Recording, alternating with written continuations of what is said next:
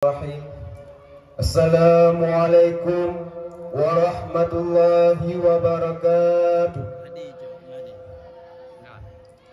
Alhamdulillah, alhamdulillahi rabbil alamin.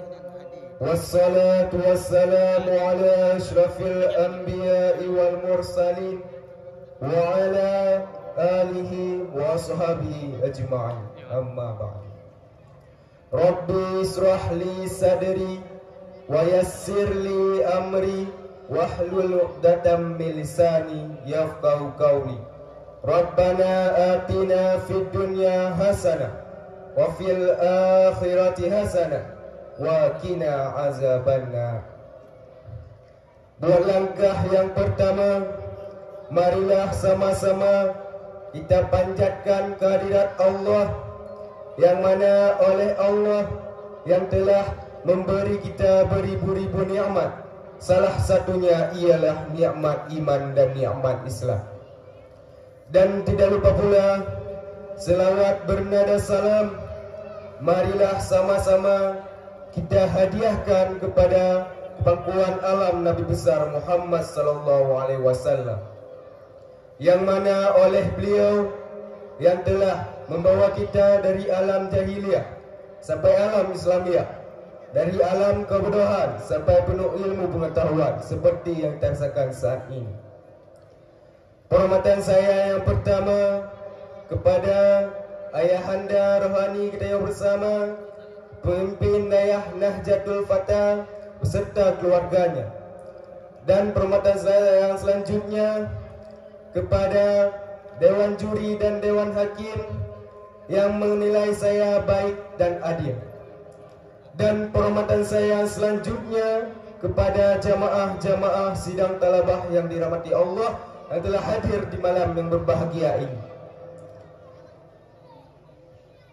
Jadi jamaah sekalian, di waktu yang tepat ini saya ingin membahas tentang jika mengeluh adalah hobi, kenapa tidak jadikan bersyukur sebagai solusi? Firman Allah dalam Al-Quran, Bismillahirrahmanirrahim. Wa in ta'anzana rabbukum la in syakartum la azidannakum wa la in kafartum inna azabi lasyadid.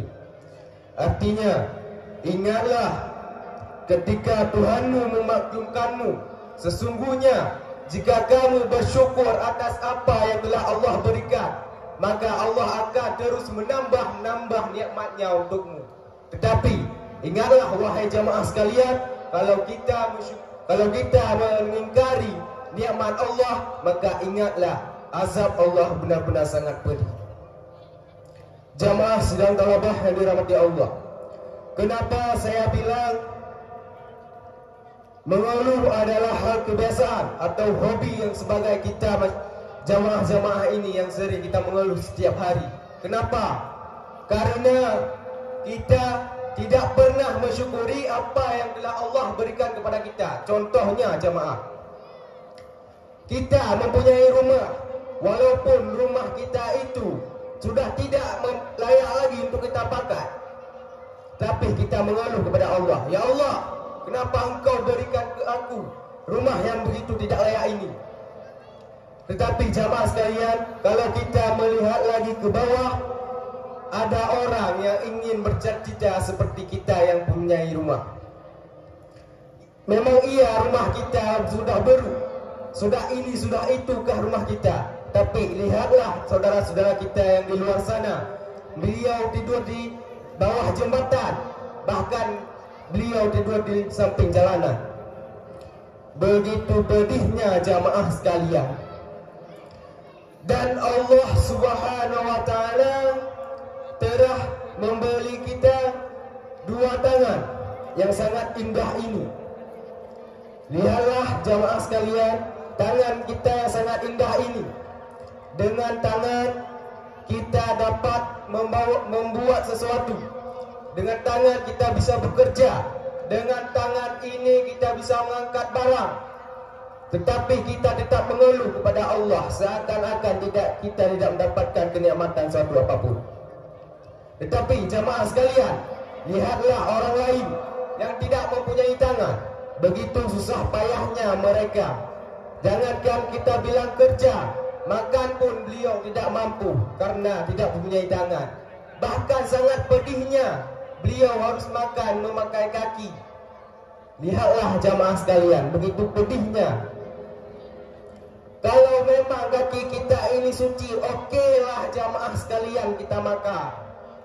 Tapi kalau kaki kita ini mencemukam, apalah daya kita kan? Harus makan kita walaupun begitu, karena terpaksa kita harus makan. Gak makan mati, kalau makan tersiksa kita. Makanya dengan tangan yang sangat indah ini, kita harus bersyukur kepada Allah. Kita mengucapkan alhamdulillah kepada Allah. Bahkan Nabi pun bersabda, lihatlah kamu ke bawah, jangan kamu melihat ke atas. Karena apa? Karena kalau kita melihat ke atas, kita serba kekurangan. Tapi lihatlah ke bawah. Nabi tidak melarang kita untuk tidak melihat ke atas. Boleh saja kita melihat ke atas, asalkan untuk memotivasi diri kita sendiri. Contohnya jamaah, kita ingin mempunyai mobil-mobil mewah yang seperti orang lain. Lihatlah prosesnya, bukan hasilnya. Prosesnya, bagaimana dan bagaimana apa saja yang beliau lakukan untuk mendapatkan hasil yang sangat indah. Jangan lihat prosesnya, contohnya hasil. Beliau bekerja sangat keras, menabung dan lain sebagainya. Sedangkan kita yang miskin ingin mempunyai mobil seperti orang itu, tapi kita bermalam-malasan di rumah. Kita hanya berdoa-doaan di rumah. Enggak pupuk-pupuk aku hobi tunggu. Apalah ya. Kita hanya selalu hidup miskin kalau begitu. Kita jangan lupa selalu tunggu. Enggak baik tunggu. Makanya kita harus bangun dan kerja dan capaikan impian kita. Jamaah saudara yang dirahmati Allah. Makanya kalau kita ingin mendapatkan sesuatu, makanya kita harus bekerja, bukan bermalas-malasan di rumah. Boleh saja kita bermalas-malasan di rumah asalkan kita mempunyai uang yang sangat banyak dan tanah-tanah yang sangat banyak. Kita bermalas-malasan di rumah, beras pun nggak ada, apa yang harus kita makan? Apakah kita ingin merebus anak batu? Kapan matangnya jemaah sekalian? Kalau kita merebus anak batu, bodoh kali kita. Makanya jemaah, kerja, jangan terus mengeluh kepada Allah. Allah tidak suka kepada orang yang mengeluh. Kita menjadikan kebiasaan mengeluh, nggak baik. Jemaah sidang talabah yang dirahmati Allah. Jadi kita harus mensyukuri nikmat Allah sekecil apapun itu. Walaupun kita mendapatkan sekecil biji padi, kita harus tetap bersyukur kepada Allah. Kita bersyukur, kebiasaan manusia sudah mendapatkan banyak-banyak harta. Itu pun belum tentu kita bersyukur. Kita bersyukur kalau kita inginkan uang 100.000, ada 100.000. Sedangkan orang lain ingin 100.000, mendapatkan 20.000. Tetap bersyukur, sedangkan kita tidak. Saya nggak percaya kalau jamaah sekalian ini bersyukur kalau ingin uangnya 100.000 dapat 20.000. Saya nggak percaya dia bersyukur, karena saya kenal semua umpanya. Jamaah sidang talabah yang dirahmati Allah, pada saat ini saya bertanya kepada jamaah semua, apakah jamaah di sini sudah bersyukur kepada Allah? Jawab jamaah, sudah. Yakin?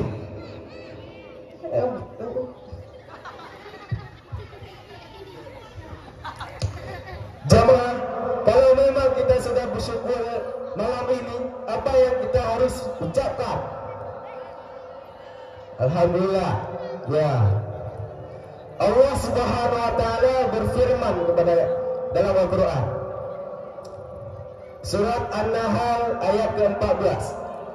Artinya, Allah Subhanahu wa taala telah melahirkanmu dari perut ibumu, dan Allah Subhanahu wa taala telah memberimu pendengaran, lidah yang bisa berbicara, hati yang sangat indah ini yang bisa membedakan mana yang baik, mana yang jahat, mana yang baik, mana yang buruk.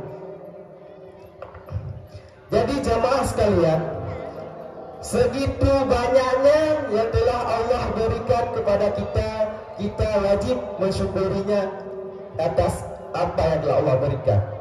Bukan sekedar hanya mengucap Alhamdulillah jamaah, tapi dengan tandanya kita bersyukur kepada Allah Subhanahu wa taala, kita harus memperbaiki salat kita, bukan hanya mengucap Alhamdulillah jemaah.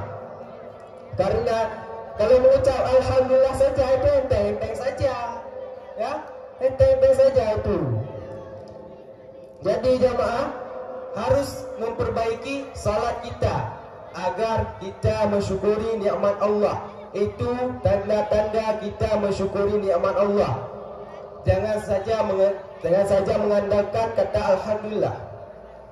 Buat apa kata Alhamdulillah kalau enggak memperbaiki salatnya?